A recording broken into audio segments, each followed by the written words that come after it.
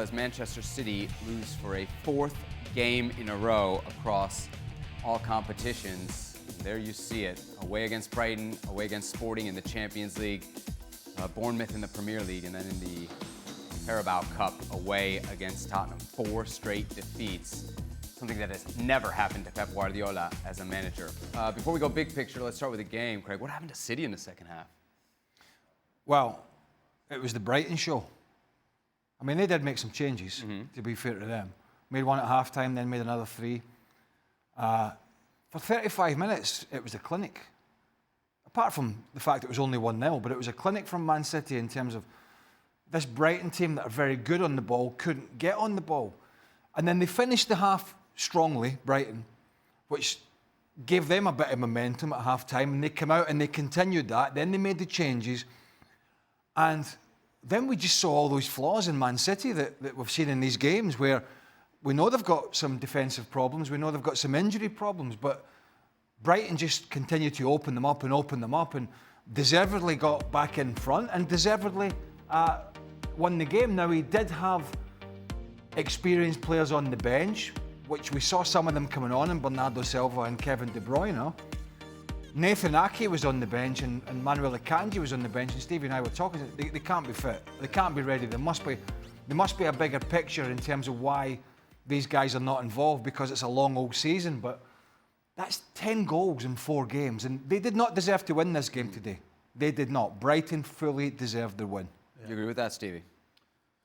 Yeah, I mean, the second half, I think, would be the biggest worry, I think, if I'm Pep, is that physically, from a mental standpoint as well, they got absolutely nowhere near Brighton. You know, in the first half, Brighton, I think, were far too respectful. They sat off them. And if you sit off City, they'll pass the ball for fun. Now, fortunately for Brighton, City right now in the final third, and you know, gone are the days of 3 and 4 and 5. Yeah. Seems like it anyway. And in the second half, after the kick up the backside, all of a sudden, in the middle of the park, they just got outfought, outran. And Brighton, technically, are very, very good. And so all that put together, Man City had no answer for it. Gundogan and Kovacic, as good as he was in the first half, just went in the game. Ricardo Lewis, in the first half, looked as though he was playing centre midfield. You know, they had total dominance of the middle of the field, City. He couldn't leave his spot in the left-back position because Brighton was just all over them. So that would be a worry. Just from a pure physical point, they couldn't handle what Brighton were doing to them. So if I'm watching this, if I'm anybody else in the Premier League who's playing them shortly, you get in the face the way that Brighton did in the second half and get after them, well, they had no answer. We talk about all these teams, if we just touch on Brighton quickly, that sell players, and that's problematic. This team sells players, and they recruit players as good, with promise, and if not, maybe sometimes better. I mean, I'm probably going to miss some out here, but they sold Cucurella. They sold Bissouma to Tottenham. They sold McAllister to Liverpool. They sold Caicedo to Chelsea. There are more. And they've gone out and they've replaced him. Ayari came in. He went off at half-time because he was booked. Baliba came on. He was excellent. Young Hinshelwood, the manager has talked about him. He's going to play for England. He can play full-back. He can play in midfield. Georgina Rutter comes in from Leeds. João Pedro comes in. I think it was from Watford he came in from. Danny Welbeck has reinvigorated his career. You know, and so this is recruitment, this is coaching, this is just a belief in the process, the way this club is run. And every now and again they get tonked by somebody. You know, they try and play out from the back, they get caught out, and they get a heavy defeat, but they believe in what they're doing. And if we turn that back to City, we have an international break now coming up, which is probably going to be good for them in the sense that they need to have they need to check in. Guardiola said it'd be good to clear their heads. Yeah, clear their heads, get some fitness back from some of the players if they don't go away on international duty and come back injured. But then they have a game against Feyenoord in the Champions League, but that's squashed in between Tottenham and Liverpool. And they're already, as that graphic showed, 4 defeats on a row. Now, I talked about defensively. the problems they've got there. But it's not just that. There is a heavy reliance at the moment on Erling Haaland in terms of scoring Premier League goals. They are not getting enough from the rest. Mateo Kovacic, who's the sitting midfielder now because Rodri is out for the season, is the top scorer with 3. And then you go down the list. It's only Doku and De Bruyne got 1. The rest of them have got a big fat 0. How do you explain that? Because they're all good players, right? Well, Gundogan's never been a big goal scorer. He had 1 big season. But when you think about it, De Bruyne's normally chipping in, Bernardo Silva's normally chipping in. Phil Foden's got nothing. Jack Grealish has had his injury problems. And Savinho, maybe look at players that they've lost who were big game changers for them. And I'm thinking of one player in particular, although there's been more. Raheem Sterling goes, blah, blah, blah. Riyad Mahrez. Riyad Mahrez became a player that was so important to this team. Whether he was on the bench or starting, he was a game changer with assists, but more importantly with big goals. At this moment in time, that's dried up. That graphic doesn't lie. Only 2 of them with 1 goal. Kovacic is having to play a defensive role now, more than he was when Rodri was around. So he's not going to be influence the game going forward. So the others are going to have to step up. We talked about it the same with Arsenal, who play tomorrow with Kai Havertz. Others are going to have to step up. And that's the difference with Liverpool, who we're going to get to. They seem to be sharing this load around a little bit more. There's not a big concern if somebody's not scoring goals. Now, maybe Erling Haaland will go out and get 45 goals again this year, and it's nothing to worry about. But while City are not defending well, and Haaland's only getting the odd goal like he did today, and the rest are not chipping in, that's a problem. Give me the manager's perspective here. What do you do? Is it fixable first? Or are we looking at maybe, we've never seen this before, 4 losses in a row for Pep Guardiola at the beginning of, I think Pep, you know what I'm going to say, the beginning of the end. I think Pep will be delighted they're coming up to a break, because him and all his coaching staff are going to have a long week sitting down and try to figure this out. Yes, they've got some injuries, but it feels like something's coming to the end with this team.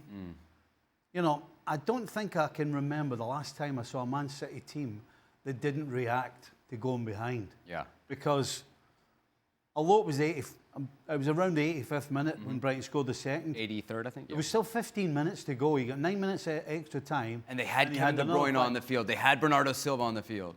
And they really didn't have a response. We saw 1 half chance for Guardiola, but there was nothing. There was no response. It almost looked as though they had nothing left.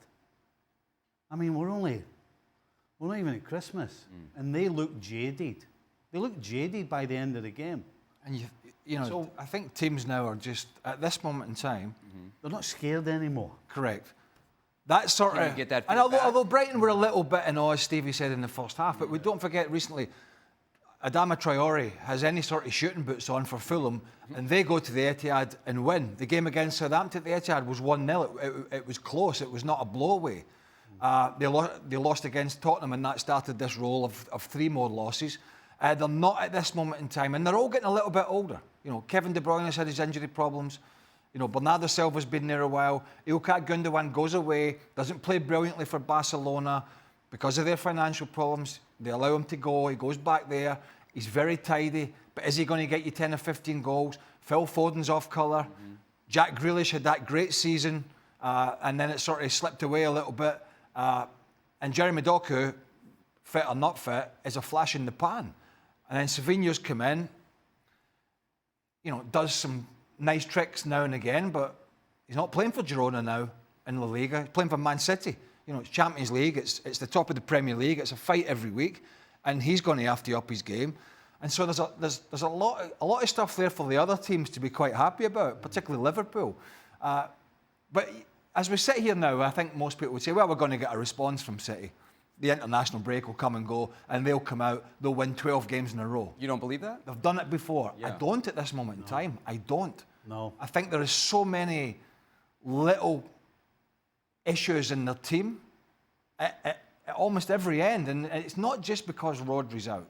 It's not. It's a big blow, but it's not just that. There's so many questions. Yeah. We're questioning everything. The only person we're not questioning is the goalkeeper. After that, we're He questioning was busy everything. today. I mean, he could have shipped 3 or 4 in that second half. Yeah. There are just so many questions about this team. Rodri wouldn't solve most of them, though? No. Really? It's that far off last year. Listen, I think Rodri makes a difference. Of course he makes a difference, but he doesn't solve everything that's going on, certainly at the back.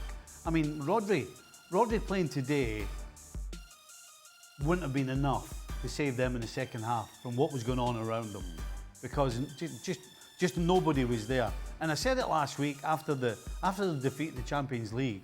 At the end of the game, you saw them all looking into the sky and looking into space. They all looked as though they were thinking, what's going on? And it's carried on to this game against Brighton. Because again, at the end of the game, you look at Haaland. Haaland's, you can see the frustration in his face. He doesn't understand what's going on. And that's probably what most of them are thinking, what's going on, including the manager. I mean, you lose 4 against Sporting. Right. That's a problem. And you come off the back of that, you lose another 2, could have been more, from a dominant position. That's a problem. You've also got the cloud that's hanging over them of the manager, who, is he staying or is he going? And nobody knows yet. Unless I've missed something. Do you think that's dragging this team down? I don't think it's dragging the team down, but I don't think it helps when you're trying to look forward at this moment in time. And I don't know whether subconsciously 1 or 2 players. I don't think so. Just a lot of, but it's just little problems beginning to add up. But it's not been noise before. Guardiola was there for the long term. He signed a new contract before. There's always been a project. You know, superstars have come and gone.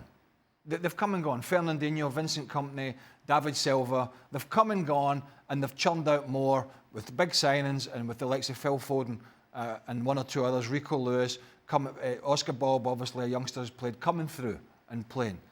But if this continues, and these players like De Bruyne and 1 or 2 others are at the wrong end of the career, and this manager isn't committing to a longer term, then there's a lot of noise about this club.